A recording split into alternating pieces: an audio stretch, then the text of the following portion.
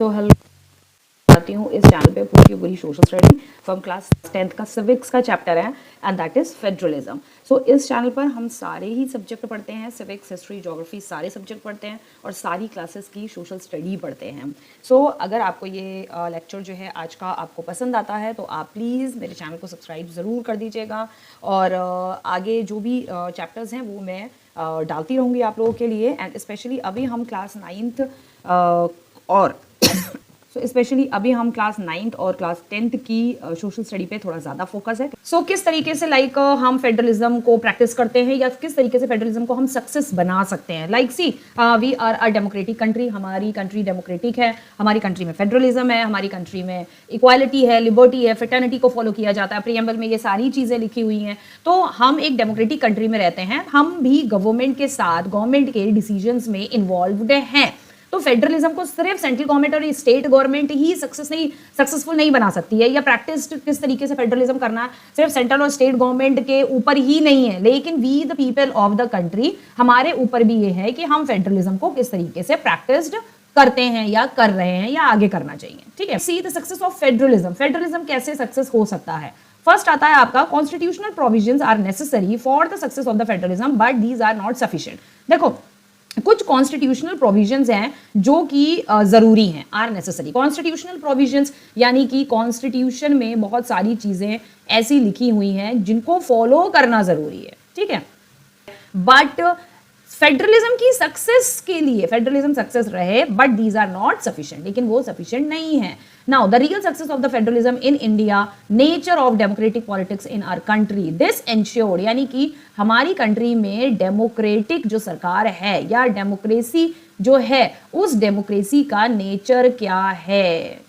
ठीक है, क्या है, यानी कि डेमोक्रेटिक पॉलिटिक्स हमारी कंट्री में किस तरीके से चलती है। कहने को तो डेमोक्रेसी है, लेकिन डेमोक्रेसी के अंदर भी जो पॉलिटिक्स करने वाले जो हमारे नेता हैं, क्या वो डेमोक्रेसी को पूरी तरीके से अच्छे से फॉलो कर रहे हैं? नहीं करते हैं फॉलो। अकॉर्डिंग क्या उसको फॉलो करते हैं? रियल सक्सेस फेडरलिज्म की तभी होगी, नहीं करते हैं follow. The spirit of federalism, federalism की स्पिरिट जो है वो पॉलिटिशियंस को, ठीक है, जो हमारे पॉलिटिशियंस हैं, नेता हैं, उनको रखनी चाहिए अपने अंदर। रिस्पेक्ट फॉर डाइवर्सिटी, डाइवर्सिटी की रिस्पेक्ट रखनी चाहिए, यानी कि हम हिंदुस्तान के अंदर अलग अलग डिफरेंट डाइवर्सिटी के लोग जो है रहते हैं और कॉन्स्टिट्यूशन में ये लिखा गया है that we all are equal, या जाति के क्यों ना हो, वी ऑल आर इक्वल। लेकिन क्या धर्म और जाति, इवन रिलीजन हो गया, धर्म जाति के आधार पर आज भी क्या फाइट्स नहीं होती हैं, आज भी क्या लड़ाई नहीं होती है। अभी 2 दिन पहले, 3 दिन 4 दिन पहले जो है पहलगांव में क्या हुआ है। ठीक है, हमारी कंट्री में हर समय होते रहते हैं। नहीं है, फेडरलिज्म को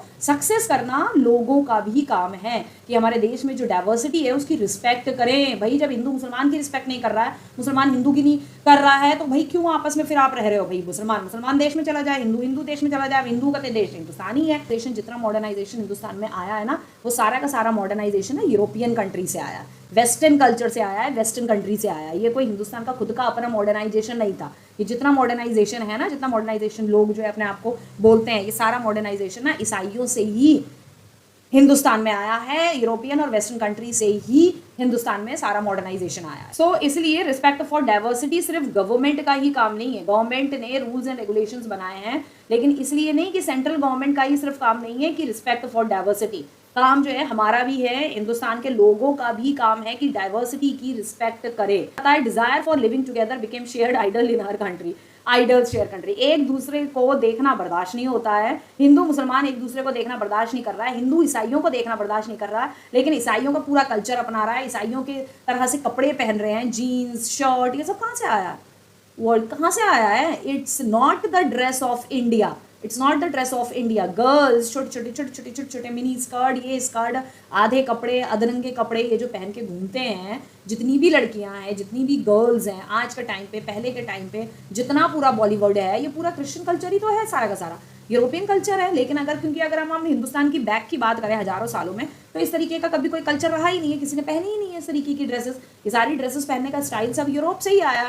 ठीक है, जब एक दूसरे को देखना बर्दाश्त नहीं, एक दूसरे के साथ रहना कैसे बर्दाश्त हो जाएगा लोगों को? Desire for living together became shared ideals in our country. तो हम एक दूसरे से जो कल्चर शेयर कर रहे हैं, हम एक दूसरे से जो आइडियाज़ या ट्रेडिशंस जो शेयर कर रहे हैं, कहने को हमारा इंडिया जो है वो बहुत मतलब कह सकते हैं कि हजारों में एक कंट्री है जहाँ पे इतने सारे रिलीजन के लोग जो हैं वो रहते हैं, एक साथ रह रहे हैं भाईचारे से। मतलब इंडिया में कुछ ऐसी और भी ऐसी जगह है, प्लेसेस हैं जहाँ पे हिंदू मुस्लिम सिख ईसाई सब बहुत अच्छे भाईचारे से रह रहे हैं, ठीक है। लेकिन अगर कहीं एक जगह भी आग लगती है ना, हिंदू ने मुसलमान को मारा, मुसलमान ने हिंदू को मारा, कहीं एक जगह आग लगती है तो वो पूरे हिंदुस्तान में आग फैलती है।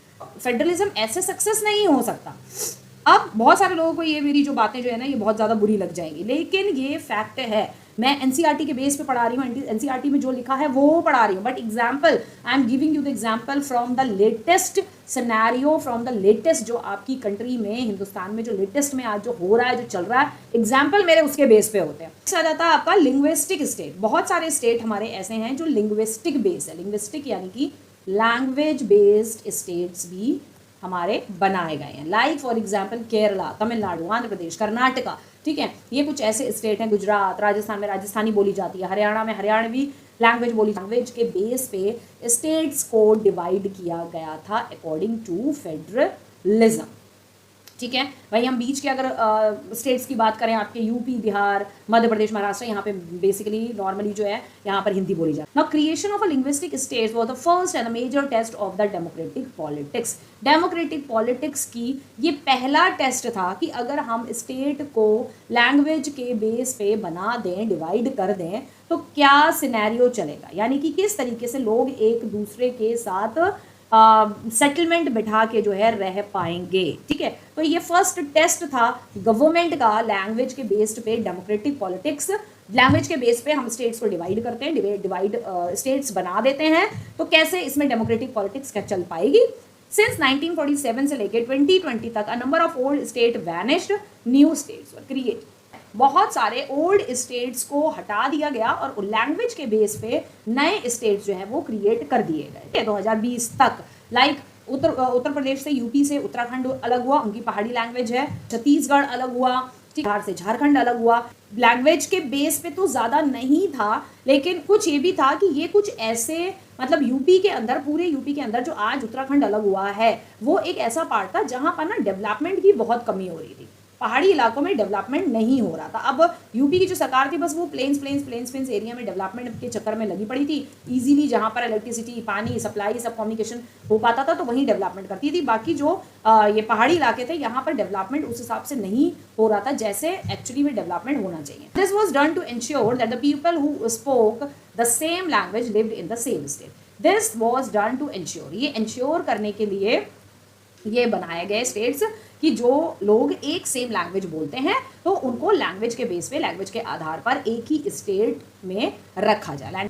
सम states were created on the basis of culture, ethnicity and geography. जो मैंने अभी आपको बताया कि उत्तराखंड में डेवलपमेंट नहीं था, उसका जो कल्चर था वो बिल्कुल अलग है यूपी के कल्चर से। उसका ज्योग्राफिकल जो फीचर्स हैं, ठीक है, ज्योग्राफिकल टोपोग्राफी है वो बिल्कुल उत्तर प्रदेश से अलग है, बिल्कुल पहाड़ी इलाका। यूपी हमारा बिल्कुल प्लेन है। एथेंटिसिटी उनकी अलग है। These states including like Nagaland, Uttarakhand and Jharkhand. Now next आते हैं, when the demand for the formation of a state on the basis of a language was raised, some national leaders feared that it would lead to disintegration of the country. कुछ leaders ने भाई ये भी सोचा, जब ये decide किया गया कि भाई स्टेट को लैंग्वेज के बेस पे, लैंग्वेज के आधार पर रेज्ड किया जाए, अलग कर दिया जाए। बहुत सारे ऐसे नेशनल लीडर्स थे, बेसिकली ये ज्यादातर अपोजिशन पार्टी के थे। कांग्रेस की सरकार थी, अगेंस्ट खड़ी हुई थी, और वो ये भी अगेंस्ट खड़ी हुई थी इस बेस पे कि अगर आप लैंग्वेज के आधार पर अगर आप अलग करेंगे तो कल को जो है ये कंट्री का डिसइंटीग्रेशन हो जाएगा, कंट्री जो है वो डिसइंटीग्रेट हो जाएगी, ब्रेकिंग डाउन हो जाएगा कंट्री का, ठीक है। और साथ में उनको ये डर भी लगा था कि फिर सब अपने अपने अपने अपने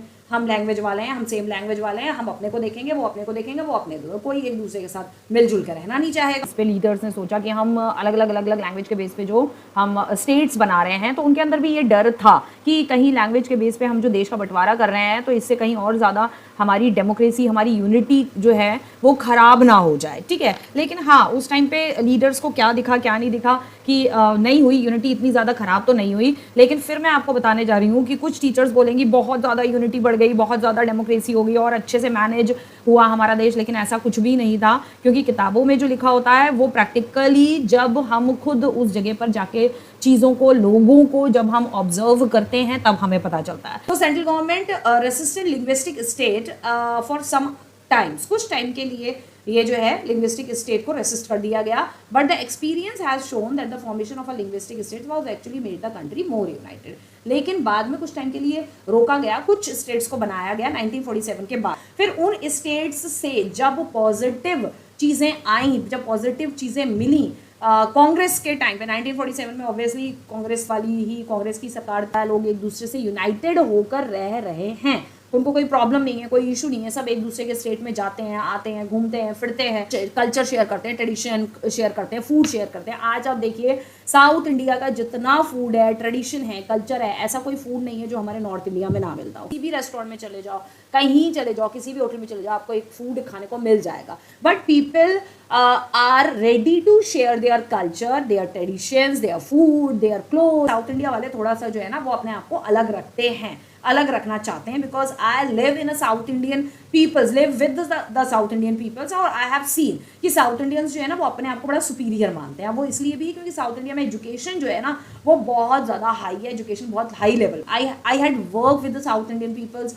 आई live with the south Indian peoples, so I know what kind of mentality those south Indian peoples are having, like specially the Keralans, Tamil Nadu, Karnataka, यहाँ के जो लोग होते हैं ना उनकी मेंटालिटी क्या है ना, आई easily recognize their mentality because I worked with the South Indian sisters and fathers. I worked with them for a very long year, 7, 8, 9 years तक मैंने साउथ इंडियन फादर्स और सिस्टर्स के साथ ना मैंने जो वर्क किया है, एंड फ्रॉम द चाइल्डहुड से लेके बड़े तक, my father was an army officer, तो मैं जो उन साउथ इंडियन पीपल्स के साथ मैं बहुत सालों तक रही हूँ, मतलब 18, 20, 25 साल तक, हम 20, 21, 22 साल तक हम साउथ इंडियन पीपल्स के साथ आर्मी में रहे हैं।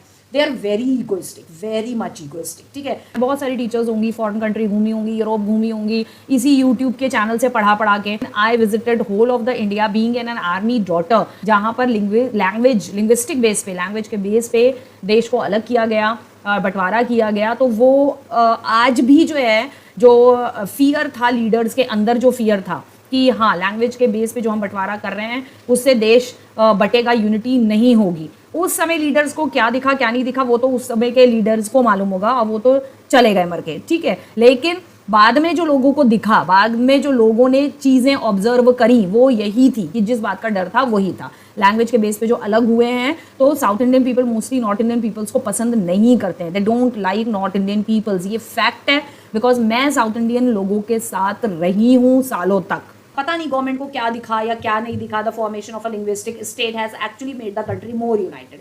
लिंग्विस्टिक स्टेट्स जब बनाए, लैंग्वेज के आधार पे जब स्टेट्स बनाए, तो गवर्नमेंट को दिखा कि भाई ज़्यादा यूनाइटेड हो रहे हैं, ठीक है। कुछ स्टेट्स यूनाइटेड होने में अच्छा, मतलब वो करते हैं, परफॉर्म अच्छा कर रहे थे कुछ states, but not all states. It has also made administration easier. हाँ, ये तो है कि भाई एडमिनिस्ट्रेशन ईजी हो जाता है, पूरे को सेंट्रल गवर्नमेंट हैंडल करे, इट्स वेरी डिफिकल्ट, इसलिए लैंग्वेज के बेस पे अलग अलग कर दिया सबको। अभी कोई एडमिनिस्ट्रेशन जब है, पूरी वहाँ पे गवर्नमेंट है, गवर्नमेंट उस वही लैंग्वेज में बात कर रही है, वो लैंग्वेज वहाँ के लोगों को समझ में आ रही है कि हमारी सरकार क्या बोल रही है। अब अगर सभी जगह जो है हिंदी जो है हमारी राष्ट्रभाषा है नहीं एक्चुअली, ठीक है। हमारे कंट्री की कोई भी जो है ना, कहते हैं नेशनल लैंग्वेज हमारी कंट्री की कोई नहीं है, ठीक है, अकॉर्डिंग टू द एनसीईआरटी। हमारी एनसीईआरटी जो कि सेंट्रल गवर्नमेंट ने ही बना के दी है। गवर्नमेंट क्या काम कर रही है, उनसे अगर गवर्नमेंट का काम अच्छा नहीं लगा, वो अपनी उसी लैंग्वेज में उनसे बातचीत वगैरह कर सकते। मैप है यहाँ पर, मैप जो कि इंडिपेंडेंस से पहले का मैप दिखाया हुआ है, यानी कि before independence and after the partition के बाद का यहाँ पर मैप दिखाया हुआ है। तो ये हमने लिया है, ये आपका मैप है, 1947 तक का मैप है। तो आप इसमें देख सकते हैं प्रोविंसेस थे। ये हैदराबाद जो है ये पूरा एक इतना बड़ा एरिया था, तो हैदराबाद को जो है पूरा मिलाया गया, ठीक है। यहाँ पर भी ये प्रोविंसेस हैं, यानी कि प्रोविंशियल स्टेट्स हैं। प्रोविंशियल स्टेट्स कौन से होते थे? प्रोविंशियल स्टेट्स होते थे जिस पे डायरेक्ट जो है ब्रिटिश का कंट्रोल होता था। प्रिंसली स्टेट्स यानी कि राजपूताना, ठीक है, यहाँ पंजाब है। प्रिंसली स्टेट्स वो होते थे, मैसूर है, जिस पे किंग जो है वो रूल करता था, ठीक है, लेकिन इनडायरेक्टली वहाँ पे ब्रिटिशर्स का ही रूल होता था, ठीक है। यहाँ पर आप आओ, India before and after partition, ठीक है। ये वेस्ट पाकिस्तान बन गया, ये ईस्ट पाकिस्तान बन गया। पार्टीशन के बाद इसको ईस्ट पाकिस्तान बनाया था। पाकिस्तान ने इसको ईस्ट पाकिस्तान बनाया था क्योंकि इस बेस पे अलग किया गया था कि जिस एरिया में मुसलमान की आबादी, मुस्लिम लोगों की आबादी जो है ज़्यादा है, वो एरिया इंडिया से, बाकी पूरे इंडिया के पार्ट से जो है वो एरिया अलग कर दिया जाए। लेकिन मुस्लिम्स की जो पॉपुलेशन थी वो इस एरिया में जो है वो ज़्यादा थी, तो इसलिए ये एरिया वेस्ट पाकिस्तान बना दिया, ये ईस्ट पाकिस्तान बना दिया। और यूनियन टेरिटरीज को देखते हैं, हमारी स्टेट और यूनियन टेरिटरी। तो ये है आपका states and union territory India, जिसे यूनियन ऑफ इंडियन स्टेट्स भी कहा जाता है। लिंग्विस्टिक पॉलिसी क्या थी, तो आपको जो बुक में जो लिंग्विस्टिक पॉलिसी दे रखी है बस वही पॉलिसी पढ़िए, प्रैक्टिकल में ये चीज़ें अप्लाई नहीं होती, ठीक है। Second test for Indian federation is the language policy. Second जो टेस्ट रहा इंडियन फेडरलिज्म सिस्टम का, वो था आपका लैंग्वेज पॉलिसी की लैंग्वेज के बेस पे जो हम स्टेट्स बना रहे हैं ये आगे चल के वर्क करेंगे नहीं करेंगे। Now our constitution did not give the status of national language to any one language। हमारे कॉन्स्टिट्यूशन में जैसे पहले भी बताया था मैंने आपको, कोई भी नेशनल लैंग्वेज हमारे कंट्री में नहीं है, सिर्फ दो हमारी ऑफिशियल लैंग्वेज हैं and that is Hindi and English. मतलब कोई भी ऑफिशियल वर्क जो है वो होता है अगर हमारा, तो वो हिंदी और इंग्लिश दोनों में होता है। अलग अलग लैंग्वेजेस के लोग रहते हैं तो हर लैंग्वेज को ऑफिशियल कामों के लिए यूज नहीं किया जा सकता। जो है साउथ इंडियन भी समझता हिंदी, समझता साउथ इंडियन, ओके ऐसा नहीं हिंदी ना साउथ इंडियन सब समझता हिंदी। इंग्लिश इंटरनेशनल लैंग्वेज है, इंग्लिश साउथ इंडिया में वैसे भी जो एजुकेशन है वो बहुत अच्छी है, 99% एजुकेशन रही है साउथ इंडिया में, तो इसलिए वो इंग्लिश भी अंडरस्टैंडेबल है। Hindi was identified as the official language, but Hindi is the mother tongue of only about 40% of the Indians।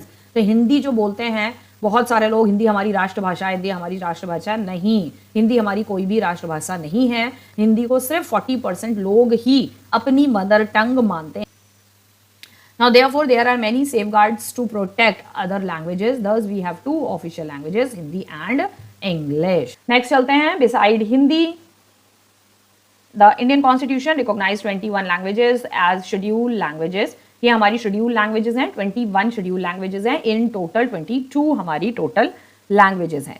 Of these Hindi was considered the official language of the country। Hindi वैसे official language है, लेकिन अभी आपने पीछे पढ़ा हिंदी के साथ English भी जो है हमारी 2 official languages है। Okay, the Constitution does not recognize any one language as the national language।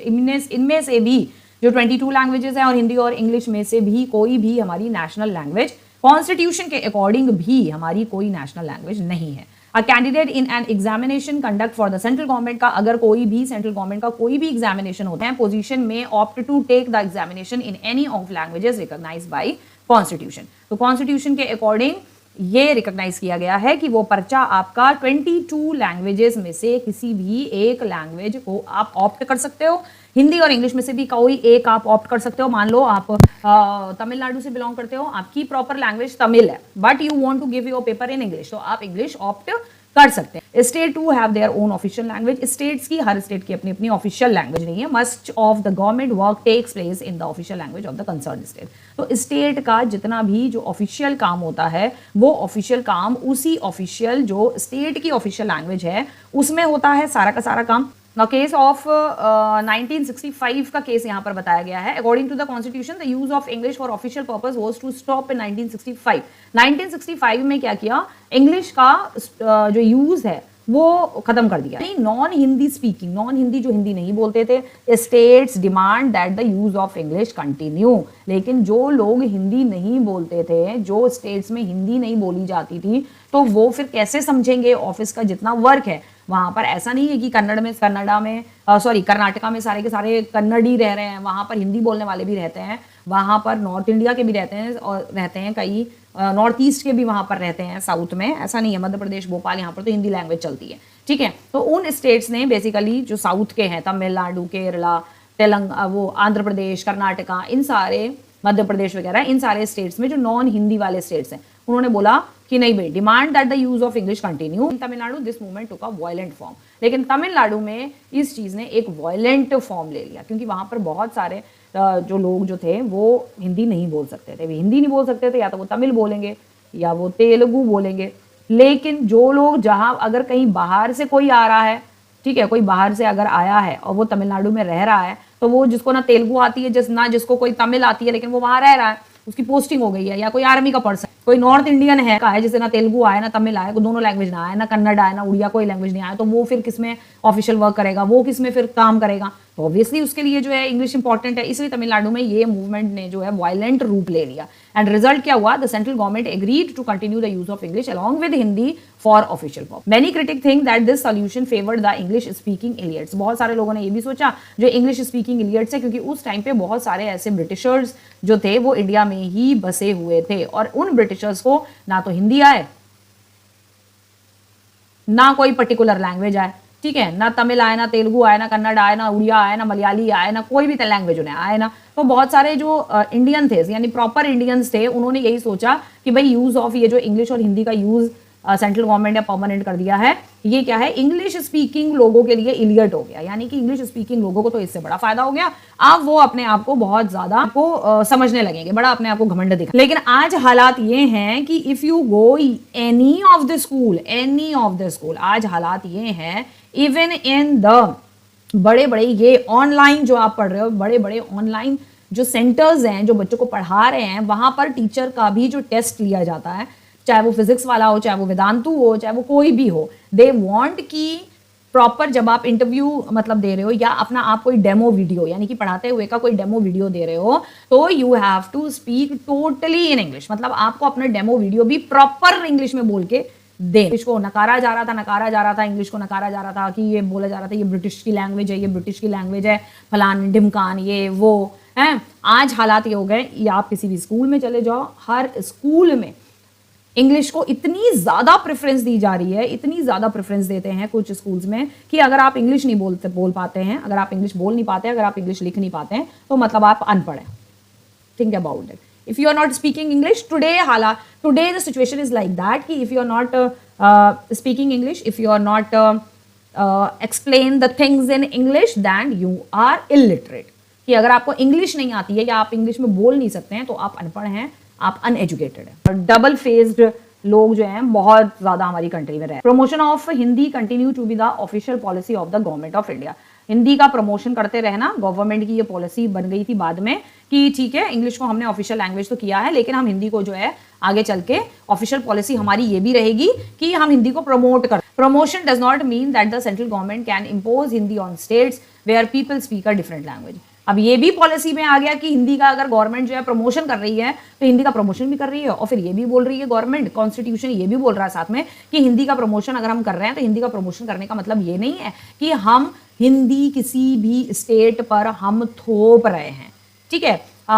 Specially उन स्टेट्स के बारे में बात हो रही है जहां पर हिंदी बोली ही नहीं जाती है, डिफरेंट लैंग्वेजेस बोली जाती है। In the school with the teachers also, teachers के साथ भी यही किया जाता है। If you are not speaking in English, if you are not explaining the chapter in English, तो इट मीन्स आप एजुकेटेड नहीं है, आप पढ़े लिखे नहीं है, आप अनपढ़ हैं, आप गंवार हैं, आपको कुछ नहीं आता है। The flexibility shown by the Indian political leader helped our country avoid the kind of situation that Sri Lanka find itself in। और फ्लेक्सिबिलिटी भी यहाँ पर थोड़ी सी बनी रही कि फ्लेक्सिबिलिटी हमारे लीडर्स ने ये रखी कि अवॉइड करी सिचुएशन को। लीडर्स ने हेल्प किया, इंडियन पॉलिटिकल लीडर्स हेल्प और कंट्री, हमारी कंट्री को हेल्प किया avoid the kind of situation कि जिस तरीके की सिचुएशन श्रीलंका में बन गई थी ना, लैंग्वेज को लेके सिंघालीज और तमिल लैंग्वेज को लेके सिंघाली जो है वो हर चीज में सिंघाली, क्योंकि गवर्नमेंट जो है वो सिंघालियों को हर चीज में घुसेड़ रही थी, सिंघालियों को हर चीज में प्रेफरेंस दे रही थी और तमिलियों के बारे में सोचा नहीं जा। तो इस सिचुएशन को अवॉइड करने के लिए हमारे लीडर्स ने हमारी कंट्री की हेल्प करी। जैसे कि श्रीलंका में तमिल और सिंघाला के बीच में डिस्टर्बेंस हुआ, तो वो चीज़ हमारी कंट्री में ना हो, बस यही सोच के लैंग्वेज के बेस पे अलग अलग स्टेट्स बनाए। नेक्स्ट देखते हैं most spoken language in each state. सबसे ज़्यादा स्टेट्स में कौन सी लैंग्वेज बोली जाती है? भाई देखो, आपके राजस्थान में हिंदी है, उत्तराखंड में हिंदी, उत्तर प्रदेश में हिंदी है, झारखंड बिहार में हिंदी बोली जाती है, और देखो छत्तीसगढ़ में हिंदी बोली जाती है, मध्य प्रदेश में बोली जाती है, महाराष्ट्र में मराठी, यहाँ कन्नड़, आंध्र प्रदेश में तेलुगु, ठीक है। देखो यहाँ पर भी तेलंगाना में भी तेलुगु, आंध्र प्रदेश तेलुगु बोली जाती है। तेलुगु के साथ साथ यहाँ पे तमिल भी बोलते हैं लोग। यहाँ पर उड़िया लैंग्वेज भी बोली जाती है, उड़ीसा में उड़िया बोली जाती है, साथ में यहाँ पे कन्नड़ा भी बोली जाती है, ठीक है। मलयालम केरला की है, तमिलनाडु की तो प्रॉपर तमिल ही है, मिजोरम की मिजो, मणिपुर की मणिपुरी, नागालैंड की नागा, अरुणाचल प्रदेश की आपकी निशी लैंग्वेज है, आसाम की आसामी, और मेघालय जो है यहाँ पर ये काशी लैंग्वेज है, काशी लैंग्वेज बोली जाती है यहाँ पे। तो लैंग्वेजेस हैं हमारी जो हम लोग प्रेफर करते हैं। Scheduled language of India, scheduled language हमारी कंट्री की कौन सी है? Scheduled language. तो ये आपकी शेड्यूल्ड लैंग्वेज है हमारी कंट्री की। कितने कितने परसेंट जो है पीपल बोले जाते हैं, इस डाटा को आप अच्छे से पढ़ लीजिएगा। आसामी 1.26 प्रोपोर्शन ऑफ ए स्पीकर, ठीक है। बंगाली 8%, बोडो एक जाति है, ठीक है। बोडो जो है आपकी एक जाति है, लैंग्वेज आप देख लेना, ठीक है, कि कौन कौन सी लैंग्वेज कितनी कितने % जो है वो बोली जाती है। नेक्स्ट आते हैं सेंटर स्टेट रिलेशन। सेंटर और स्टेट का रिलेशन क्या है? Restructuring the centre and state relation can strengthen federalism in practice. Centre और स्टेट का रिलेशन जब अच्छा होता है तभी फेडरलिज्म भी जो है वो ताकतवर बनता है, फेडरलिज्म जो है वो स्ट्रेंथन होता है। जब सेंटर और स्टेट दोनों गवर्नमेंट जो है वो मिलके जब काम करती हैं, इससे फेडरलिज्म में को जो है क्या मिलती है? ताकत। For a long time one party ruled both the centre and in most states. मतलब बहुत पुराने टाइम पर यही होता था कि एक ही पार्टी का रूल होता था, ठीक है, सेंटर पे भी एक ही पार्टी होती थी और स्टेट्स में भी जो है ज्यादातर एक ही पार्टी रूल किया करती थी बहुत सालों तक। Now this meant that the state government did not exercise their rights as autonomous federal unit. तो इससे क्या होता था, जब एक ही पार्टी रूल कर रही है, यानी एक ही सेंट्रल गवर्नमेंट ही रूल कर रही है, तो स्टेट को जो है अपने सारे राइट्स नहीं मिल पाते हैं। स्टेट को अगर कुछ भी करना है तो सेंट्रल गवर्नमेंट से पूछना है, कोई भी काम करना है सेंट्रल गवर्नमेंट से पूछना है, ठीक है। Okay, the centre try to undermine the power of states which was ruled by different party. अब क्या होता था, क्योंकि उस टाइम पे जब देश आजाद हुआ 1947 से लेके 1990 तक, 1990s तक जो है यही चलता था, ठीक है। तो इस बीच में क्या होता था कि जो सेंट्रल गवर्नमेंट थी उस जमाने में, जब भाई देश आजाद हुआ तो एक ही पार्टी थी, सारे लीडर्स एक ही पार्टी के हुआ करते थे, ठीक है, and that is Congress party ही थी। लोग जानते ही सिर्फ कांग्रेस पार्टी को थे और किसी को जानते ही नहीं थे। तो जब भी इलेक्शन होते थे 1947 से लेकर 1990s तक, जब भी इलेक्शन होते थे तो हमेशा जो है वो कांग्रेस पार्टी ही विन करती थी, क्योंकि कांग्रेस पार्टी को ही लोग जानते थे, एक ही पार्टी हुआ करती, उसी पार्टी के जो है लीडर जो है हर अलग अलग स्टेट्स में जो है वो चीफ मिनिस्टर, गवर्नर, ये जो भी है वो सब बनते थे, ठीक है। तो सेंटर क्या करती थी, सेंटर जो है वो स्टेट गवर्नमेंट को बहुत ज्यादा डोमिनेट करती थी। सेंट्रल गवर्नमेंट, स्टेट जो है, सेंट्रल गवर्नमेंट जो है, state government did not exercise their rights and autonomous federal unit. तो स्टेट गवर्नमेंट जो है वो एक ऑटोनोमस फेडरल यूनिट नहीं था, मतलब एक अलग पावर उसके पास, स्टेट के पास नहीं थी। सेंट्रल क्या करती थी, try to determine the power of state, यानी कि स्टेट की पावर को जो है कंट्रोल करने की कोशिश करती थी। और चाहे which was the rule by different party, चाहे स्टेट में कोई डिफरेंट पार्टी भी कभी अगर बन गई हो, धीरे धीरे क्या हुआ, धीरे धीरे और पार्टीज भी बनने लगी, आगे आगे इलेक्शन होते वहां पर जो है कांग्रेस की सरकार बन जाती थी कि अगर वहां पे कोई गवर्नमेंट नहीं बनी, कोई पार्टी नहीं जीती तो इन दोज डेज उस समय क्या होता था, central government would often misuse the constitution to dismiss the state government. State government को खत्म करने के लिए, स्टेट गवर्नमेंट को हटाने के लिए उस समय जो कांग्रेस पार्टी थी, ठीक है, कांग्रेस की जो गवर्नमेंट थी, सेंट्रल में कांग्रेस की गवर्नमेंट थी, तो कांग्रेस की जो गवर्नमेंट थी सेंटर में, वो लोग जो था कॉन्स्टिट्यूशन का मिसयूज करके स्टेट की गवर्नमेंट को जो है वो हटा देते थे, स्टेट की गवर्नमेंट को खत्म कर देते थे। That were controlled by the rival parties, जो कि उनके राइवल पार्टीज थी, वो स्टेट को कंट्रोल कर रहे थे, वो जीत गए थे, वो गवर्नमेंट बना रहे हैं, लेकिन सेंट्रल गवर्नमेंट कांग्रेस की क्या करती थी, कॉन्स्टिट्यूशन का मिसयूज करके उस पार्टी को खत्म कर देती थी, हटा देती थी, ये इस तरीके से होता था। Now this undermine the spirit of federalism. तो यहां पर फेडरलिज्म की जो स्पिरिट थी वो कंटिन्यू नहीं हो रही थी। यानी कि फेडरलिज्म किस बात का है भाई, जब स्टेट की अपनी खुद की पावर ही नहीं है, सेंट्रल गवर्नमेंट जो है वो स्टेट गवर्नमेंट को जब चाहे कॉन्स्टिट्यूशन को तोड़ मरोड़ के का मिसयूज करके स्टेट गवर्नमेंट को हटा देती है, स्टेट गवर्नमेंट को गिरा देती है, अपने राइवल्स की सरकार को जो है खत्म कर देती है, किसी भी तरीके से उल्टी सीधी चीजें यूज करके, कि उल्टे सीधे फ्रॉड्स यूज करके, ठीक है। तो वहां पे फेडरलिज्म का मतलब ही क्या, तो इस वजह से फेडरलिज्म जो था वो फॉलो प्रॉपर नहीं हो रहा था।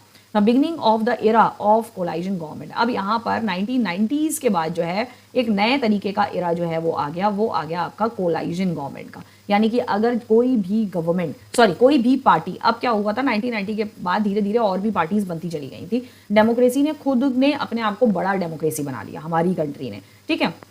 अब हम बड़ी डेमोक्रेसी बनने की वजह से क्या हो गया, और बहुत सारी पार्टी होती गई, वो लोग इलेक्शन लड़ते थे और पार्टियां बनती गई, लोगों ने और पार्टियां बनाई, बहुत अच्छा वर्क कर रहे थे, और लोग जो है उन पार्टियों को जिताते भी थे, उन पार्टीज में वर्क करते थे, उन पार्टी में अपने आप को इन्वॉल्व करते थे, लोगों को पसंद आता था उनका वर्क, लोग उनको वोटिंग भी करते थे, जो न्यू पार्टी होती थी उनको लोग वोट करते थे, ठीक है। तो जिसके वजह से क्या हुआ, वोट करते करते करते ऐसी बहुत सारी धीरे धीरे आज आप देख ही रहे हो कि कितनी सारी पार्टीज हैं, बीजेपी है, समता पार्टी है, जनता दल है, जीडी है, ठीक है, और बीएसपी है, बहुत सारी पार्टी है, आप है मोस्ट इंपॉर्टेंट आजकल जो बहुत फेमस। आफ्टर 1990s के बाद ये सारी चीजें शुरू हुई। Rise of a regional politics party in many states of the country, era of coalition government began at the centre. अब क्या होता था, जब बहुत सारी पार्टी हो जाती थी और कई बहुत सारी पार्टी होती चली जा रही थी, बनती चली जा रही थी, कहीं पे पार्टी कोई दूसरी पार्टी जीती थी, कहीं पे कोई भाई जो पार्टी को पूरे फुल वोट मिले हैं लोगों की तरफ से, वो अच्छा काम कर रही है, तो वहां तो बट ऑब्वियस है कि उसी पार्टी की सरकार बनेगी। जहां जो पार्टी जीतती थी फिर वहीं उसी की गवर्नमेंट बनती थी। और अगर किसी स्टेट में कोई भी पार्टी अनफॉर्चुनेटली अगर जीत नहीं पाई थी तो जिन 2 या 3 पार्टीज को सबसे लास्ट आखिर वोट्स जो है मतलब सबसे ज्यादा 3 या 2 पार्टीज 2 या 3 पार्टीज, ठीक है, कोलाइजन गवर्नमेंट जो होता है, क्योंकि यहाँ पे लिखा है beginning of era of coalition government 2 या 3 पार्टीज से कोलाइजन गवर्नमेंट बनती है। तो अगर कहीं पे कोई भी पार्टी नहीं जीती तो वहां पर 2 या 3 पार्टी जिसको सबसे ज्यादा वोट मिले हैं वो 3 पार्टी मिलके जो है एक गवर्नमेंट उस स्टेट में बना। Now this led to a new culture of power sharing। यहाँ पर नया कल्चर आ गया पावर शेयर करने का, मतलब पावर अब जो है सिर्फ सेंट्रल गवर्नमेंट के पास अब नहीं बची थी, पावर जो है वो अब स्टेट गवर्नमेंट के पास भी आ चुकी थी, क्योंकि अब पावर जो है वो क्या हो रही है, वो शेयर हो रही है। एक तो पावर यहाँ पे शेयर हो रही है सेंट्रल एंड स्टेट के बीच में शेयर, अब वो पावर जो है हर पार्टी के बंदे को दी जाएगी। ये नहीं कि सिर्फ एक ही पार्टी के बंदे को सारी पावर जो है वो सौंप दी जाएगी, नहीं। And respect for the autonomy of state government, और जिससे स्टेट गवर्नमेंट की ऑटोनॉमी को रिस्पेक्ट भी मिलने लगी। Now since no single party got a clear majority in the Lok Sabha, अगर लोकसभा में किसी भी एक सिंगल पार्टी को लोकसभा में प्रॉपर सिंगल वोट नहीं मिले, major national parties had to enter into an alliance with many parties including several regional parties to form a government at the centre. तो सेंटर में भी यही होता था, सेंटर में भी, अभी तो मैंने ये स्टेट का बताया कि स्टेट में 2 या 3 गवर्नमेंट मिलके बन सकती थी, सेंटर में भी यही सेम कॉन्सेप्ट होता था। अगर लोकसभा के अंदर कोई एक पार्टी अगर नहीं जीती थी, क्लियर मेजॉरिटी से नहीं जीती थी, तब parties had to enter into alliance. तब बाकी सारी जो 2 जीती हुई पार्टी होती हैं, सिर्फ 2 जीती हुई पार्टी, ठीक है, उनको मिलके गवर्नमेंट बनानी पड़ती है। 2 पार्टीज को मिलके including several regional parties to form a government at the centre. तो जितनी रीजनल पार्टीज होती हैं उनको भी इंक्लूड किया जाता है, सेंटर में ये होता है। Now this was even supported by Supreme Court. Supreme Court ने भी इस चीज को सपोर्ट किया, that made it difficult for the central government to dismiss the state government in an arbitrary manner. State court ने भी जो है सुप्रीम कोर्ट ने इस चीज को समर्थन दिया, ठीक है, कि कोलाइजन गवर्नमेंट, ठीक है, अगर कोई पार्टी नहीं जीत रही है तो कोलाइजन गवर्नमेंट बनाई जाए, और स्टेट में भी, और अगर सेंटर में भी ऐसा कुछ है तो सेंटर में भी बनाई जाए, तो जिससे कि state for the central government to dismiss the state government, जिससे कि सेंट्रल गवर्नमेंट जो है वो स्टेट को हर समय जो है वो डिसमिस ना करें, हर समय उसको जो है वो डोमिनेट ना करे हर चीज के लिए, और साथ ही साथ स्टेट गवर्नमेंट को सेंट्रल गवर्नमेंट के आगे भीख ना फैलानी पड़े पार के लिए, कि भाई आज हमें ये पार दे दो, आज हम ये काम करने जा रहे हैं तो हमें इस चीज की पार चाहिए, ये सब ना। नाउ अलायंस क्या होता है एंड कोलाइजन क्या होता है, ये हम देख लेते हैं। ओके, अलायंस क्या है? When 2 or more party join hand for the purpose of the contesting election is known as alliance, जैसे कि एनडीए और यूपीए, ठीक है। अलायंस मतलब होता है जब 2 या 2 से ज्यादा पार्टी जो है मिलके इलेक्शन कॉन्टेस्ट करती है, यानी कि 2 पार्टीज ने जो है मिलके हाथ बढ़ा लिया कि भाई ऐसा है, हम अकेले अगर हम मतलब हम कई बार ऐसा होता है अगर अकेले अगर इलेक्शन लड़ेंगे तो इनको मालूम है कि हम नहीं जीतेंगे, दोनों ने मिलके इलेक्शन लड़ा, कॉन्टेस्ट इलेक्शन साथ में लड़ा, ठीक है, दोनों ने मिलके, that is called, then it is called alliance. And coalition, जब कोई भी पार्टी अगर फुल मेजॉरिटी से नहीं जीतती है, किसी भी पार्टी को फुल मेजॉरिटी के वोट नहीं मिले, तब 2 या 2 से ज्यादा भी हो सकता है, 2 या 2 से ज्यादा भी हो सकता है, पार्टी मिल के जो है क्या बनाती है, टू फॉर्म द गवर्नमेंट, तब मिलके गवर्नमेंट बनाती है, जैसे कि बीजेपी एंड लेफ्ट पार्टी, आज के टाइम पे बीजेपी और लेफ्ट पार्टी है। Now decentralisation in India, okay, decentralisation, a vast nation as India can not run only through tier. India बहुत बड़ी कंट्री है और इतनी बड़ी कंट्री के में जो है सिर्फ 2 टायर टाइप की गवर्नमेंट से जो है काम नहीं चल सकता था, ठीक है, यानी कि central government and the state government. तो इसीलिए जो है यहां पर हमारी 3 टायर सिस्टम गवर्नमेंट बनाई गई, ठीक है। इसके बाद में state in India are highly populated, बहुत बड़ी पॉपुलेशन उस समय भी थी और अब और ज्यादा पॉपुलेशन बढ़ गई है, are internally very diverse, there is thus a need of power sharing within these states। इसीलिए states के अंदर भी पावर को शेयर करना बहुत ज़्यादा इंपॉर्टेंट हो गया था, क्योंकि बहुत ज़्यादा डाइवर्स कंट्री है हमारी, अलग बहुत बड़ी पॉपुलेशन है, डाइवर्स कंट्री मतलब अलग अलग लैंग्वेज, कल्चर, ट्रेडिशन, फूड और लैंग्वेज स्पीकिंग पीपल्स हमारी कंट्री में रहते हैं, तो हर किसी को एक ही, कहते हैं ना, एक ही डंडे से हाँका नहीं जा सकता है, हर स्टेट में और स्टेट के अंदर हर छोटी छोटी सिटी या गांव और विलेजेस में जो है सबको थोड़ी थोड़ी पावर देना जो है वो जरूरी था। Now this is rational for the decentralisation of power, ये एक सही चीज थी डिसेंट्रलाइजेशन ऑफ पावर के लिए, पावर को डिसेंट्रलाइज किया गया पावर को डिसेंट्रलाइज किया गया। Thus resulted a 3 tier of government called local government। इसलिए डिसेंट्रलाइज करने के लिए नई गवर्नमेंट बनाई गई लोकल लेवल पर, लोकल सेल्फ गवर्नमेंट बनाई गई है। लोकल सेल्फ गवर्नमेंट जो है वो किस लेवल पे काम करती है? वो काम करती है आपकी सिटी लेवल पे और आपकी विलेज लेवल पर लोकल सेल्फ गवर्नमेंट जो है वो वर्क करती है। ठीक है, ओके नेक्स्ट देखते हैं, when power is taken away from the central and state government and given to the local government it is called decentralisation. इसी को डिसेंट्रलाइजेशन जो है वो कहा जाता है जब पावर जो है वो सेंट्रल और स्टेट गवर्नमेंट से थोड़ी थोड़ी पावर लेकर जो है वो लोकल गवर्नमेंट्स को भी दे दी गई। ये हो गया आपका सेंट्रल, एक ये पिक्चर बनी है, ये हो गया आपका स्टेट, और इन दोनों से पावर जो है लेकर वो लोकल लोगों में भी बांट दी गई है। लोकल गवर्नमेंट में भी जब बांट दी जाए दैट इज कॉल्ड डिसेंट्रलाइजेशन, उसे डिसेंट्रलाइजेशन कहा जाता है। तो आ जाइए अब इस पे, सेम चीज, यूनियन गवर्नमेंट है, उसके बाद स्टेट गवर्नमेंट है आपकी, उसके बाद लोकल है। लोकल में अर्बन एरियाज के लिए अलग, यानी कि अर्बन एरिया मीन्स टू से सिटीज के लिए अलग गवर्नमेंट का चयन किया गया, और रूरल एरिया यानी कि विलेजेस के लिए अलग गवर्नमेंट का चयन किया गया। ठीक है, तो अर्बन एरियाज में ये और रूरल एरियाज विलेज को कहा जाता है। तो अर्बन एरिया में आपका म्युनिसिपल कॉर्पोरेशन काम करता है, बड़े लेवल पे, बहुत बड़ी सिटी है अगर, तो उससे छोटी अगर सिटी है पॉपुलेशन के अकॉर्डिंग जो है वो गवर्नमेंट बनाई जाती है इन प्लेसेस पे। ठीक है, बहुत बड़ी सिटी जैसे बॉम्बे है, दिल्ली है, यहाँ पर म्युनिसिपल कॉर्पोरेशन वर्क करता है। उससे छोटी अगर सिटी है जैसे कि वहां पर म्युनिसिपल काउंसिल, यानी कि जैसे कि कानपुर है, लखनऊ है, ये बॉम्बे दिल्ली से छोटी सिटी मानी जाती है। ठीक है, तो वहां पर म्युनिसिपल काउंसिल काम करता है। उससे भी छोटी सिटी है लाइक जैसे मैं जिस जगह पर रहती हूँ, जैसे कि हमारी बरेली। ठीक है, तो बरेली में ज्यादातर किस टाइप की गवर्नमेंट चलती है? नगर पंचायत चलती है। ठीक है, लेकिन पहले चलती थी, लेकिन अब जो है बरेली उन सिटीज में आ गया जहां पे म्युनिसिपल काउंसिल वर्क करती है। बरेली जो है कहा जाता है, मतलब पॉपुलेशन के अकॉर्डिंग, जैसे मैंने बताया, तो ऑब्वियसली सी बात है इंडिया की पॉपुलेशन बढ़ रही है, तो बरेली सिटी की भी पॉपुलेशन बढ़ रही है, तो अब ये महानगर में शामिल हो गया है। ठीक है, पहले स्मॉल सिटी में था, टाउन में था, ये अब महानगर में शामिल हो गया है, जिसकी वजह से म्युनिसिपल काउंसिल अब वर्क करती है। रूरल एरिया में डिस्ट्रिक्ट पंचायत होती है, इंटरमीडिएट पंचायत होती है, और फिर विलेज पंचायत होती है, यानी कि जिसे हम ग्राम पंचायत भी कहते हैं। ठीक है, कम टू द नेक्स्ट, आ जाता है ना basic idea behind the decentralisation. Decentralisation के पीछे बेसिक जो आइडिया था वो क्या था? Large number of issues and the problem are best solved at the local level. अब लोकल लेवल पे अगर विलेज में किसी को इशू है, विलेज में कोई प्रॉब्लम है, पानी की समस्या, इलेक्ट्रिसिटी की समस्या, एजुकेशन की समस्या, बच्चों के लिए स्कूल्स नहीं है पढ़ने के लिए, और भी बहुत सारी प्रॉब्लम्स अगर है, तो भाई कौन उसे सॉल्व करेगा? अब प्रधानमंत्री हैं या स्टेट के गवर्नर हैं, सीएम है, अब वो तो भाई विलेज में आके जो है वो देख नहीं सकते कि यहाँ पर स्कूल नहीं है, यहाँ पर सड़कें नहीं है, यहाँ पर ये समस्या है, यहाँ ये प्रॉब्लम है, मुश्किल होता है। It's very difficult to see interior of the, आप अपने इतने बड़े कंट्री के इंटीरियर में जाके, गांव में, गली गली में, जगह जगह, छोटे छोटे घरों में जाके आप जो है उनकी लोगों की प्रॉब्लम को सुने, देखें, समझें और उनको सॉल्व करने के लिए कुछ करें, तो it's very difficult. So that is why local level पर भी अलग अलग गवर्नमेंट बनाई गई, और उन लोकल लेवल पे जो गवर्नमेंट थी उनको अलग अलग पावर भी डिस्ट्रीब्यूट करी गई, और स्टेट गवर्नमेंट से उन गवर्नमेंट को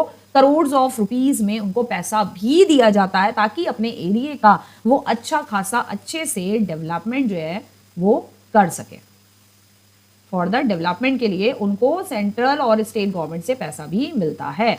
तो people have better knowledge of problem in their localities. Local लोग लोकल गवर्नमेंट को जाकर अपनी प्रॉब्लम बेटर लेवल पे बता सकते हैं। They also have a better idea on where to spend money, how to manage things more efficiently. उनको ज्यादा पता है कि लोकल लेवल पे कहाँ पर हमें पैसा खर्च करना है, कहाँ पे हमें रोड बनानी है, कहाँ पे इलेक्ट्रिसिटी देनी है, कहाँ पे स्कूल हमें मैनेज करना है, स्कूल कहाँ बनाना है जो बच्चे आ सकें, प्राइमरी एजुकेशन कहाँ देनी है, and how to manage things efficiently. At the local level there is a direct participation of the people in decision making.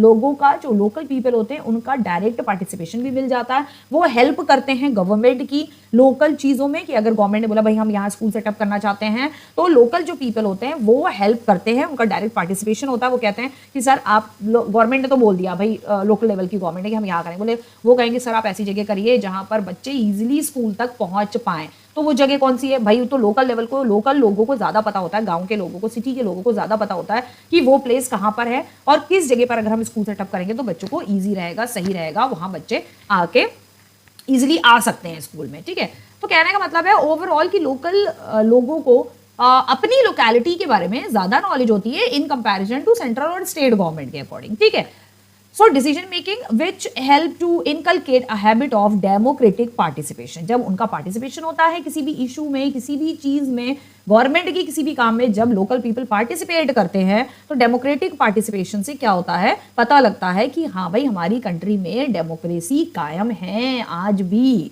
ठीक है, हमारी कंट्री में फेडरलिज्म कायम है, हमारी कंट्री में यूनिटी डाइवर्सिटी होने के बावजूद भी हमारी कंट्री में यूनिटी है आज भी। डेमोक्रेसी को जो है एक अच्छा प्रमोशन भी मिलता है। Local government is the best way to realise local self government. तो लोकल गवर्नमेंट जो है वो एक वो अच्छी तरीके से लोकल सेल्फ गवर्नमेंट को समझ सकती है, लोकल गवर्नमेंट ही लोकल लोगों को जो है वो अच्छे से समझ सकती है, ठीक है।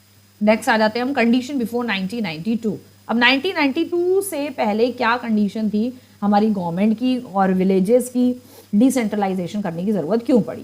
Several attempt were made decentralise power to the level of village and towns. तो विलेज और टाउन्स के लिए बहुत सारी सेवरल कोशिश इससे पहले 1992 से पहले करी गई कि डिसेंट्रलाइजेशन लेवल ऑफ विलेज और टाउन के लेवल पे किया जाए, लेकिन नहीं हो पाया, ठीक है। Panchayat in village municipalities in the urban areas were set up in all states. सारे स्टेट्स में म्यूनिसिपैलिटीज सेटअप करी गई, ठीक है। पंचायत सारे विलेजेस में पंचायत सेटअप किए गए, but were directly under the control of state government. लेकिन ये डायरेक्टली स्टेट गवर्नमेंट के कंट्रोल में थे, इनको पार नहीं दी गई थी, म्यूनिसिपैलिटी को भी पार नहीं दी गई थी, पंचायत को भी यानी ग्राम पंचायत को भी पार नहीं दी गई थी। डायरेक्ट स्टेट गवर्नमेंट इन पे कंट्रोल ओवर करता था, ठीक है। कोई भी काम करना है तो अब इनको जो है स्टेट के आगे भीख मांगनी है, सर वो स्कूल बनाना है, सड़क बनाना है, बिजली बनानी है, बिजली पहुंचानी है, घर बनाना है, ये करना है, वो करना है, लोगों को ये समस्या है तो इसके लिए पैसा दे दीजिए, इसके लिए पैसा दे दीजिए, आके देख लीजिए, वाटर की समस्या है, तो डायरेक्टली नहीं था, ठीक है। Election to these local were not held regularly. Local government पे मतलब लोकल लेवल पे, विलेज पे और म्यूनिसिपैलिटी पे और पंचायत में रेगुलर इलेक्शन नहीं कराए जाते थे। Local government did not have any power or resources of their own. Local government को किसी भी तरीके की पावर ताकत नहीं दी गई थी और उनके पास अपने खुद के रिसोर्सेज भी नहीं थे। सारे जो भी रिसोर्सेज, अगर बिजली है तो स्टेट गवर्नमेंट से मांगनी है, कहीं खुदाई करनी है तो परमिशन लेनी है स्टेट गवर्नमेंट से, कहीं पर अगर गांव में ज़रूरत है रिवर का पानी अपनी तरफ डाइवर्ट करने की तो स्टेट गवर्नमेंट से परमिशन लेनी है, रिवर निकल रही है वहां डैम बनाने की ज़रूरत अगर महसूस हो रही है तो स्टेट गवर्नमेंट से परमिशन लेनी पड़ेगी। Thus there are very little decentralization in effective terms। effective terms में अगर हम कहा जाए तो डिसेंट्रलाइजेशन जो था वो सिर्फ नाम का था, मतलब बहुत कोई इफेक्टिव डिसेंट्रलाइजेशन नहीं था। क्या था? A major step towards the decentralisation was taken in 1992। The constitution was amended to make the third tier of democracy more powerful and effective. तो कॉन्स्टिट्यूशन में ये अमेंडमेंट किया गया उस समय 1992 में कि भाई 3 टायर सिस्टम जो है इंडिया में होना चाहिए, 3 टायर सिस्टम, ठीक है। Central level, the state level and the local self government level, यानी कि लोकल लेवल पर भी एक government municipalities for the city, urban और रूरल एरिया के लिए ये होनी चाहिए। 3 टायर सिस्टम जो है बहुत इंपॉर्टेंट है। तो you have to remember this कि कौन से ईयर में हुआ है, दैट इज इन 1992 में कॉन्स्टिट्यूशन में अमेंडमेंट किया गया to make the third tier और 3 tier of democracy more powerful and effective बनाने के लिए 3 टायर सिस्टम होना चाहिए डेमोक्रेसी को ज्यादा पावरफुल और इफेक्टिव बनाने के लिए। जब नेक्स्ट चलते हैं, now it is constitutionally mandatory to hold regular election to the local government bodies. अब जो है मैंडेटरी हो गया है, कॉन्स्टिट्यूशनली मैंडेटरी हो गया है कि regular election to the local government bodies, यानी कि अब रेगुलर इलेक्शन होंगे, ठीक है। रेगुलर इलेक्शन कहां होंगे? अर्बन एरिया में भी, म्यूनिसिपैलिटी में भी, ठीक है, और रूरल एरिया में भी, यानी कि ग्राम पंचायत में भी अब रेगुलर इलेक्शन जो है वो। Seats are reserved in the election bodies. Election body में भी यहाँ पे इलेक्शन होंगे, प्रॉपर सीट रिजर्व होंगी जैसे सेंट्रल और स्टेट गवर्नमेंट में होती है। The executive heads of these institutions for the scheduled caste, scheduled tribes and other backward classes।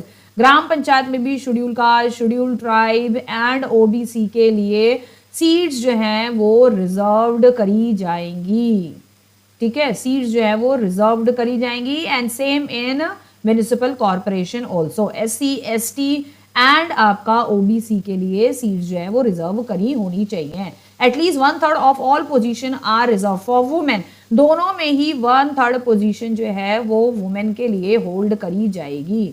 1/3 position for women. This is for the gram panchayat also and municipal corporation and gram panchayat both के लिए। An independent institution called the state election commission, एक independent institution है हमारी country में जिसको हम state election commission कहते हैं, जो कि हमारी कंट्री में इलेक्शन हेल्ड करवाता है, इलेक्शन करवाता है, इलेक्शन का सारा काम देखता है, पार्टीज को टिकट देता है, ये सारा कुछ जो स्टेट इलेक्शन कमीशन करता है। हैज बीन क्रिएटेड, उसी टाइम स्टेट इलेक्शन कमीशन जो है ये हैज बीन क्रिएटेड, बनाया गया इन ईच स्टेट, हर स्टेट में इलेक्शन कराने के लिए स्टेट कमीशन बनाया गया to conduct panchayat and municipal election. Panchayat, gram panchayat के और म्युनिसिपल कॉर्पोरेशन के भी इलेक्शन अब कौन हेल्ड करवाएगा? State election commission. जैसे कि सेंट्रल के और स्टेट के इलेक्शंस जो है वो हेल्ड करवाता है, उसी तरीके से पंचायत के, ग्राम पंचायत के और म्युनिसिपल कॉर्पोरेशन के भी इलेक्शंस हेल्ड करवाएगा। Fifth, not last but not the least, state government are required to share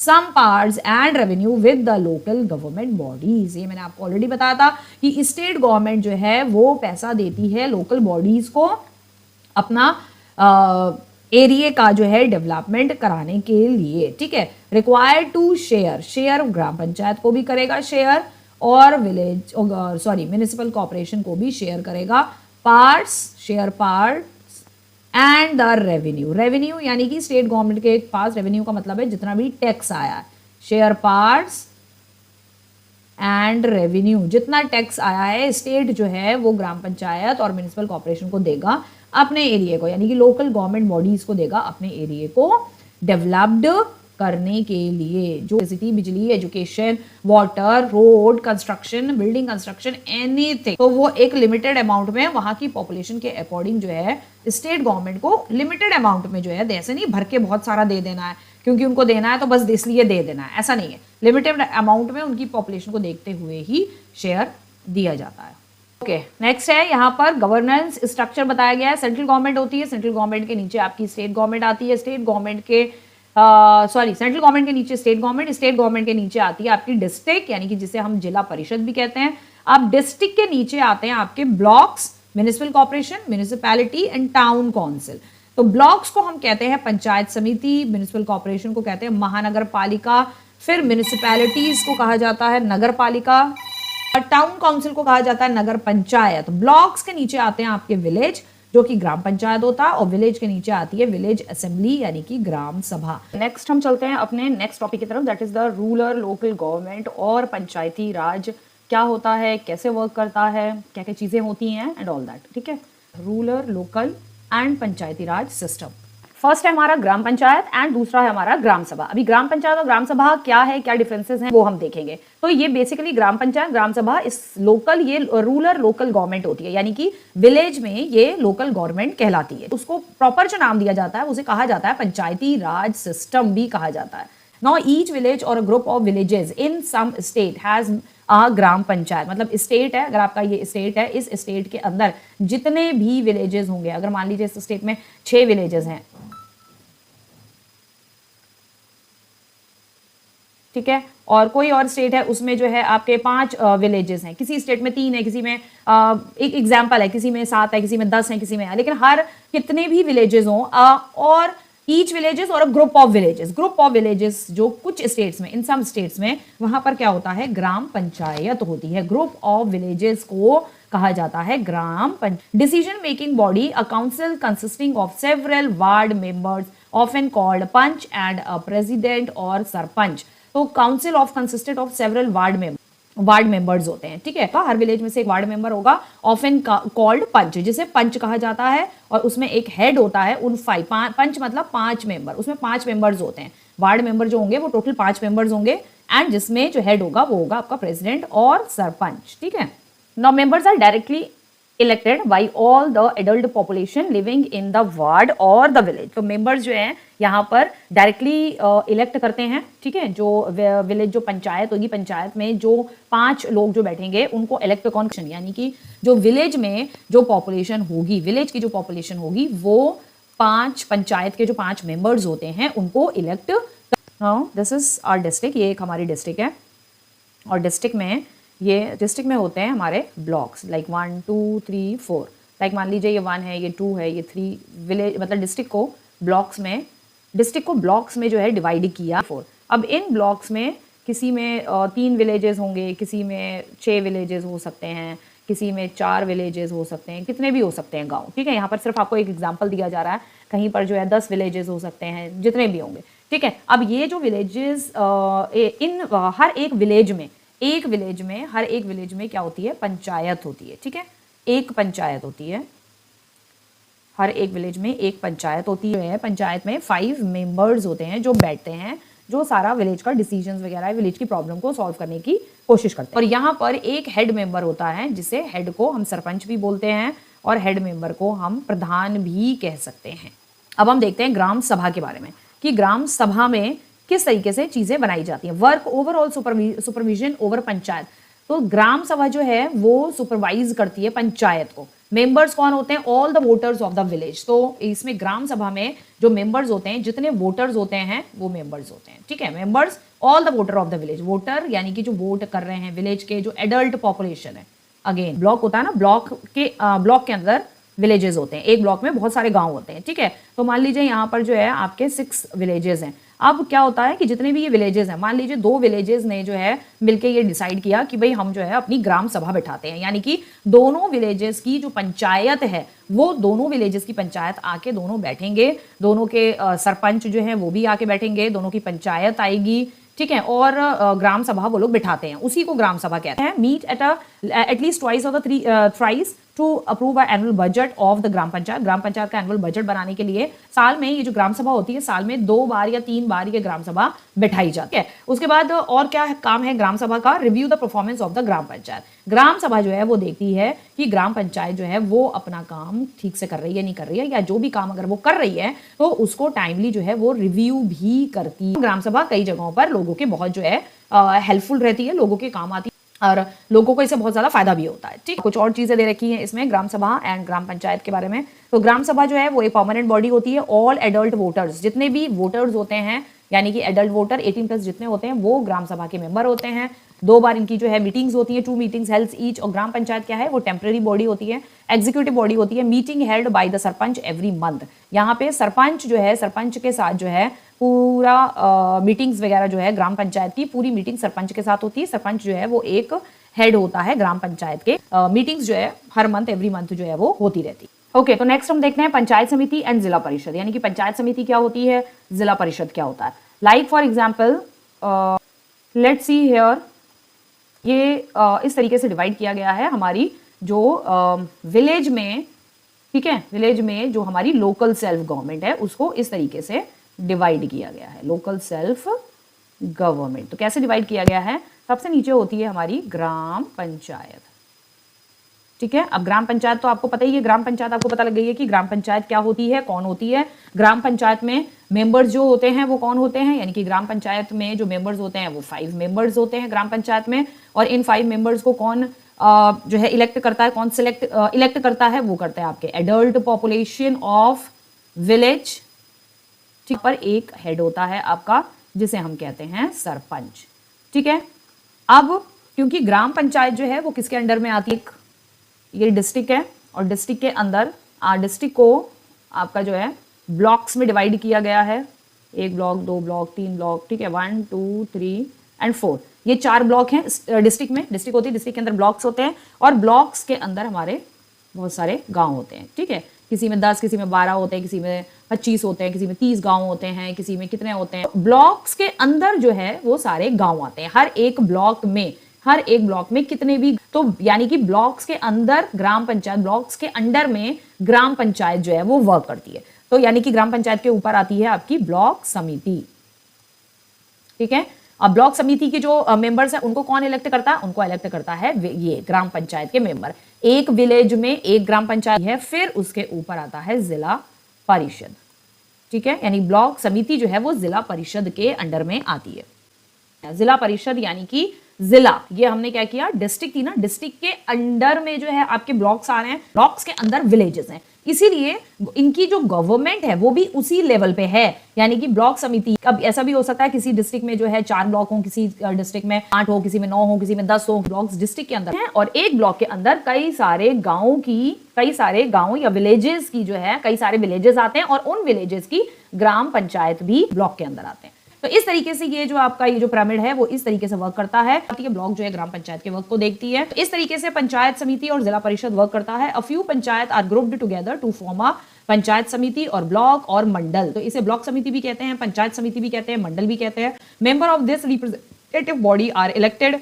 by all the panchayat member in that area. all panchayat samiti और मंडल in our district together constitute the जिला परिषद। और जितने भी block समिति यानी कि ब्लॉक समिति या पंचायत समिति होती है वो सारी की सारी इंक्लूडेड होती है, टुगेदर कॉन्स्टिट्यूट द जिला परिषद बनाती। जिला परिषद जो होती है जिसे हम एपेक्स बॉडी कहते हैं डिस्ट्रिक्ट के अंदर। मोस्ट मेंबर ऑफ जिला परिषद आर इलेक्टेड। वो ज्यादातर जिला परिषद के जो मेंबर्स होते हैं वो इलेक्टेड होते हैं। Members of MP, MLAs and all other officials of the district. तो डिस्ट्रिक्ट में जो मेंबर्स होते हैं वो ज्यादातर होते हैं आपके डीएम हो गए, डिस्ट्रिक्ट मजिस्ट्रेट हो गए, या उनके साथ और बाकी ऑफिशियल्स हो गए, ठीक है।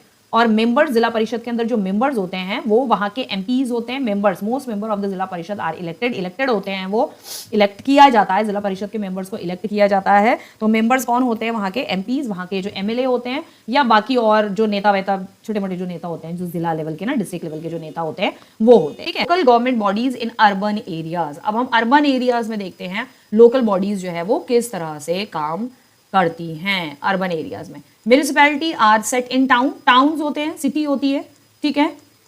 जो भी सिटी होती है, सिटीज में ज्यादातर म्यूनिसिपैलिटीज होती है, म्यूनिसिपल कॉर्पोरेशन होता है सिटी में, ठीक है। तो इसको हम इसी तरीके से देखेंगे। तो आर सेट इन टाउन, ये सिटी, ये एक सिटी है, ठीक है, एक छोटी सिटी हम बता रहे हैं। इस सिटी में म्यूनिसिपैलिटीज होती हैं, ठीक है, म्यूनिसिपैलिटीज होती है। इस एक सिटी में म्यूनिसिपैलिटीज होती हैं। Municipal corporation constitute in big city.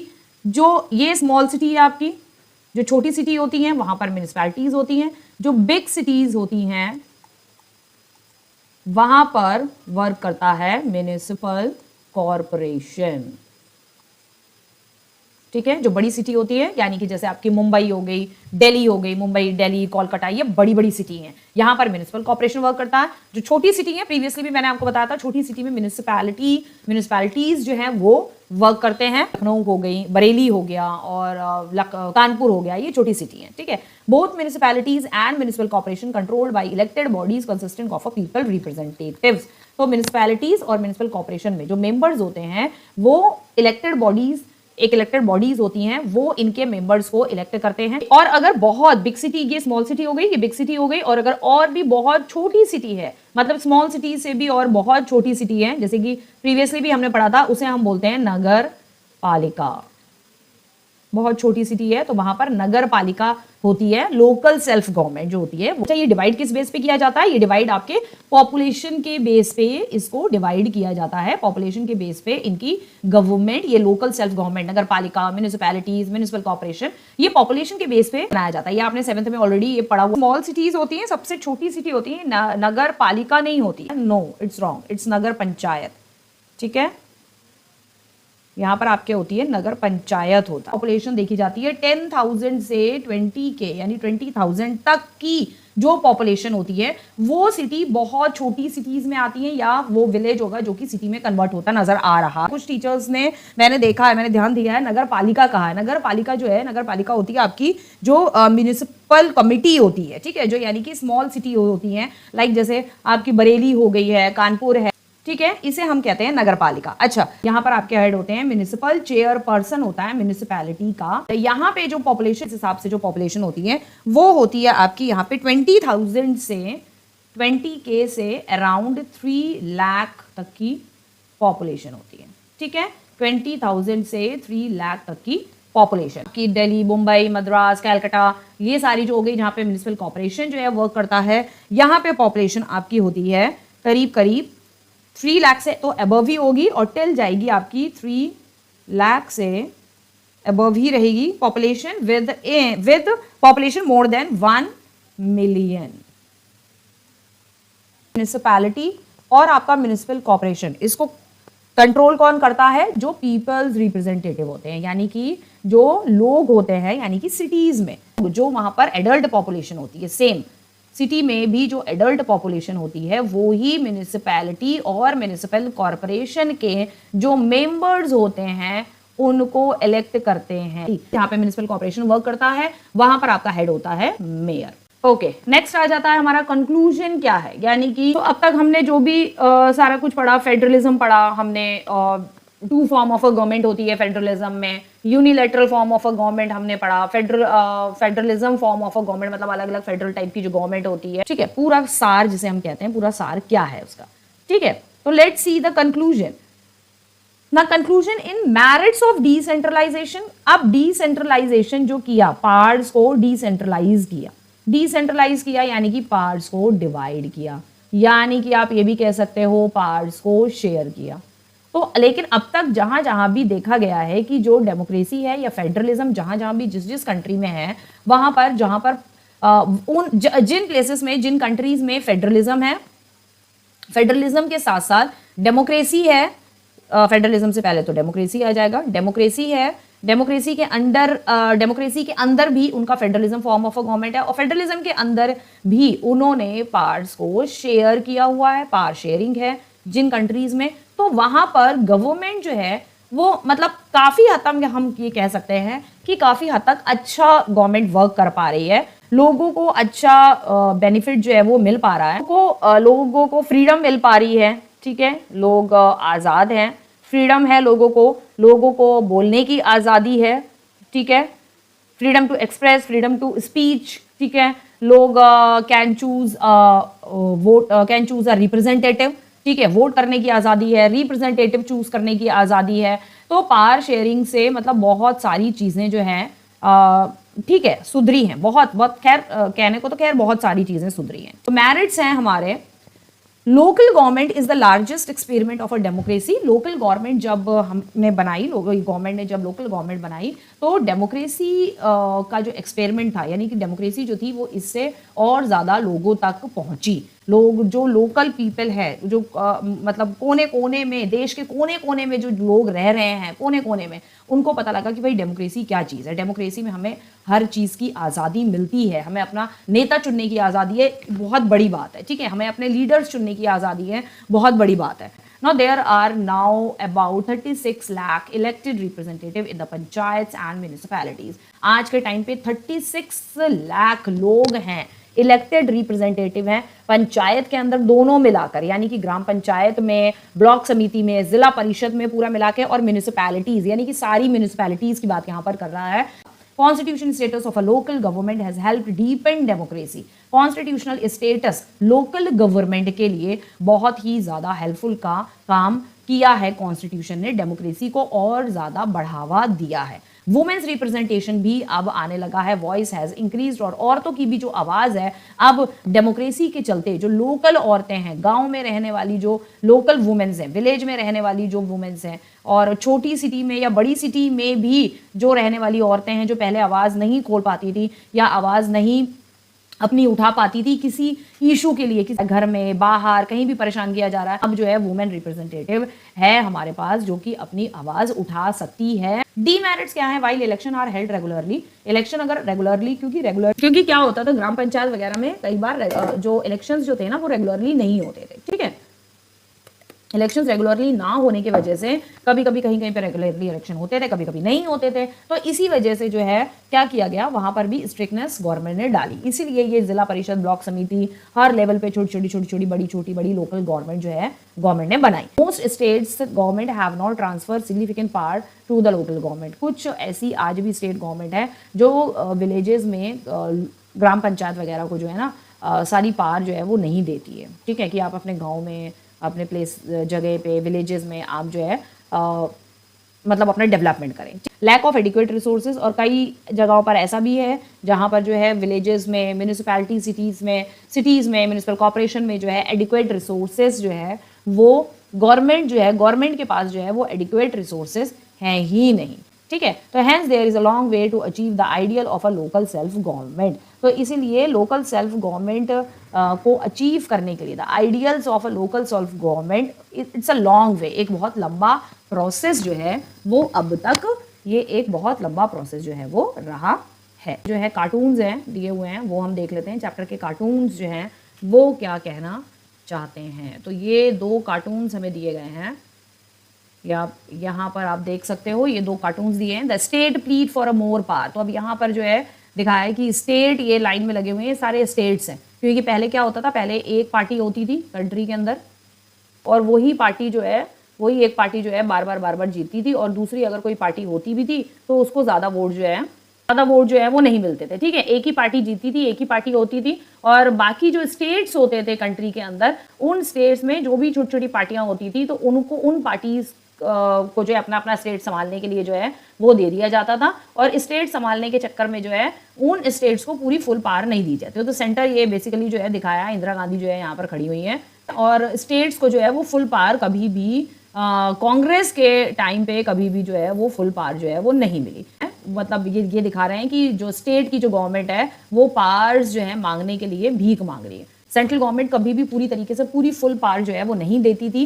दूसरा जो आप ये देख रहे हो, prelims of the running of the collision government. अब कोलाइजन गवर्नमेंट, जब कोलाइजन गवर्नमेंट आ गई तब क्या हुआ कि कोलाइजन गवर्नमेंट में जो पार्टी जीतेगी, लाइक फॉर एग्जांपल ये हमारी कंट्री है, ठीक है।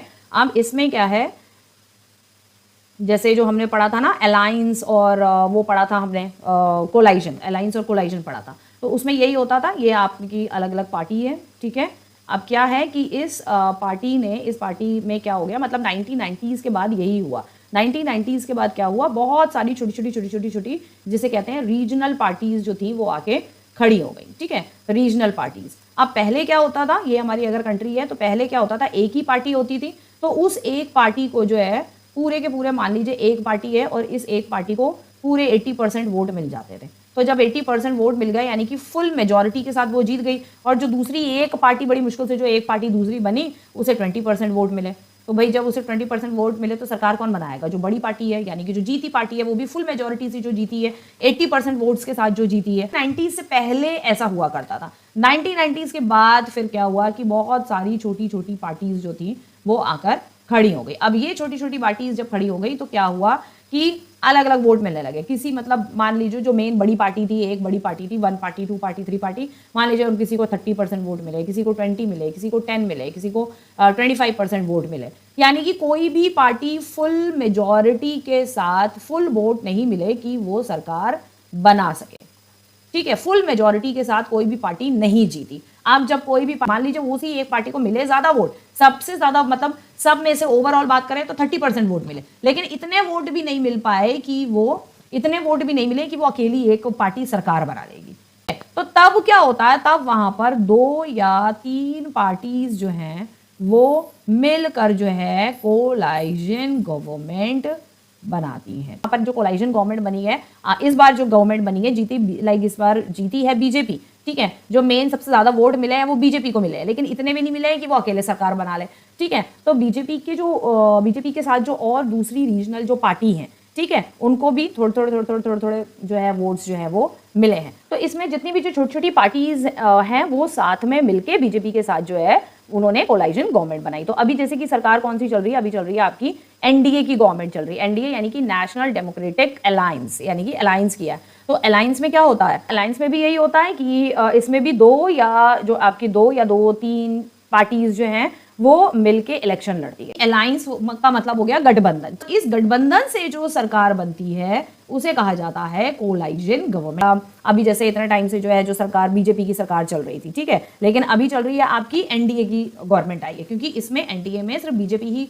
सरकार नहीं चला रही है, गवर्नमेंट में सिर्फ बीजेपी ही नहीं है, और भी जितनी छोटी मोटी बहुत सारी रीजनल पार्टीज है। कांग्रेस की सरकार थी तो प्रॉपर कांग्रेस की भी नहीं थी, वो थी आपकी यूपीए सरकार थी। उसमें भी 4-5 पार्टी जो थी वो मिक्स थी। यूपीए को जो है जो लीड करती थी वो कांग्रेस पार्टी लीड करती थी। एनडीए जो कि अभी है इसको बीजेपी लीड कर रही है। एक और है लेफ्ट फ्रंट करके एक पार्टी है, जिससे देश की कम्युनिस्ट पार्टी जो है उसको लीड करती है, ठीक है। यहाँ पर जो पिक्चर दिखाई हुई है ये पिक्चर है आपकी अटल बिहारी वाजपेयी की, ठीक है। तो कोलाइजन गवर्नमेंट जो है, प्रिल्स ऑफ रनिंग का कोलाइजन गवर्नमेंट, एक अकेले सिर्फ लीडर जो होगा जिस पार्टी को, लाइक बीजेपी को, जैसे अभी एनडीए की सरकार में बीजेपी को ज्यादा वोट मिले, लीडर उसी पार्टी का होगा, हो सकता है, ये नो डाउट, जो जिसको ज़्यादा वोट मिले लीडर उसका हो सकता है। इसलिए यहाँ पे दिखाया है कि लीडर जो है ये अटल बिहारी वाजपेयी की फोटो बनाई हुई है। लीडर को गद्दी पे जो है बैठाल दिया गया, लेकिन उसके साथ और भी बहुत सारी पार्टीज के जो मेंबर हैं, ये आपको दिखा रहे हैं ना, अलग अलग अलग अलग चेहरे दिखाए जा रहे हैं। तो उसके साथ और भी पार्टी के मेंबर जो हैं वो इस गद्दी पे बैठेंगे। मतलब वो अकेला गद्दी पे नहीं बैठेगा, वो अकेला जो लीडर है वो अकेला जो है सरकार को नहीं चलाएगा, उसके साथ और भी जितने पार्टी के लीडर्स हैं वो भी सरकार चलाएंगे और सरकार में उनका पूरा पूरा कंट्रीब्यूशन, सरकार को चलाने में पूरा पूरा कंट्रीब्यूशन जो है उनका रहेगा। क्योंकि अगर इसमें से कोई भी एक पार्टी जो है वो अपना हाथ अगर पीछे खींच लेती है तो जो है सारे वोटर्स कम हो जाएंगे, गवर्नमेंट जो है वो सरकार जो है वो गिर जाती है। 3 पार्टीज के सारे मेंबर्स को अलग अलग डिपार्टमेंट भी दे दिया जाता है। किसी भी पार्टी ने अगर जो है नहीं भाई अब मतलब जो लीडर है वो हमारे अकॉर्डिंग जो है काम अगर नहीं कर रहे हैं, और किसी भी पार्टी ने अगर अपना बैकआउट कर लिया कि भाई हम आपके साथ काम नहीं करेंगे क्योंकि आपका काम हमें पसंद नहीं आ रहा है, आप हमें लेकर नहीं चल पा रहे हैं, ठीक है, तो जो है गवर्नमेंट सरकार जो है वो गिर जाएगी। तो एनसीईआरटी के क्वेश्चंस जो है ये आपको खुद जो है आपको सॉल्व करने हैं, ठीक है। ना locate the following state of blank outline political map में आपको मणिपुर, सिक्किम और छत्तीसगढ़ और गोवा जो है ये स्टेट्स जो हैं आपको लोकेट करने हैं। तो मैंने आपको सारा कुछ इसमें बता दिया है कि कहाँ पर है, क्या है, कैसे आपको जो है लोकेट करना है, किस तरीके से। फिलअप्स बहुत ईजी हैं और आप इसको कमेंट सेक्शन में फिलअप्स 1 2 3 4 5 जो भी जितने भी हैं वो फिलअप्स आप कमेंट सेक्शन में लिख, उसके आंसर जो हैं वो आप लिख सकते हैं यहाँ पर, ठीक है, लेके मुझे बताइएगा। And chapter is all your finish and I hope you like the chapter. आपको समझ आया होगा बहुत अच्छे से। मैंने बहुत मेहनत करी है इस चैप्टर को आपको पढ़ाने में, एक एक चीज़ मैंने आपको समझाने में, ठीक है। ग्राम पंचायत क्या होता है, जिला परिषद क्या होता है, ब्लॉक समिति क्या होती है, क्योंकि इससे पहले चैप्टर को पढ़ाने से पहले हमें खुद भी रिसर्च करना पड़ता है, हमें खुद भी जो है चीज़ों को समझना पड़ता है। तो इस चैप्टर को पढ़ाने में बहुत ज़्यादा मेहनत हमने करी है। तो होप आपको चैप्टर पसंद आया होगा और उम्मीद करती हूँ कि आप जो है चैनल को सब्सक्राइब ज़रूर करेंगे चैप्टर देखने के बाद। And if you like the video, if you like the chapter, if you understand the chapter, और इस चैनल पे हम हमेशा सोशल स्टडी ही स्टडी करते हैं, तो अगर आपको चैप्टर पसंद आया तो please don't forget to share it with your friends and don't forget to subscribe the channel for sure. तो तब तक के लिए हम चलते हैं and take care of your self. And next आपको कौन से चैप्टर पे आपको वीडियो चाहिए आप मुझे कमेंट सेक्शन में बता सकते हैं, बट वैसे हम कंटिन्यूसली 1 by 1 जो है चैप्टर्स के जो है हम यहाँ पर आपके लिए लाते रहेंगे। So till then take care and good bye all of you.